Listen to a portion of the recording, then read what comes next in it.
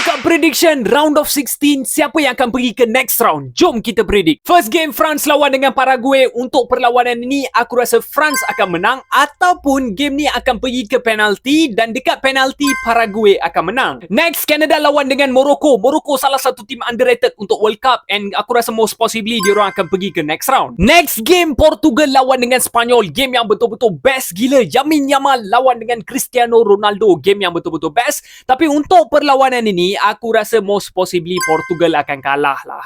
Ataupun Portugal maybe akan pergi ke penalti dan diorang akan menang dekat penalti. And next, United States lawan dengan Belgium. Kalau ikutkan United States ni bukannya power sangat pun in terms of gameplay diorang. Aku rasa game ni most possibly Belgium akan pergi ke next round. Next, Brazil lawan dengan Norway. Erling Haaland lawan dengan Vinicius Junior. To be honest, untuk perlawanan ini game yang memang agak best. Tapi aku rasa lah untuk perlawanan ini kan, aku rasa Norway akan pergi ke next round lah. Aku tak yakin Brazil akan lepas tau. Next game, semua fans England akan menangis di bucu katil. England lawan dengan Mexico. Kalau kita sebut pasal Mexico, dah lah lawan dekat tempat diorang. Lepas tu untuk World Cup kali ni, diorang tak pernah kalah dan semua clean sheet. So aku nak sangat tengok England punya fans menangis. So untuk perlawanan ini, aku akan sokong Mexico and Mexico akan bantai England. Seterusnya, Argentina lawan dengan Egypt. Argentina lawan dengan Cape Verde. Diorang agak struggle tau. Almost nak dimalukan tau. Tapi untuk perlawanan ini, aku rasa Argentina akan pergi ke next round. Dan seterusnya,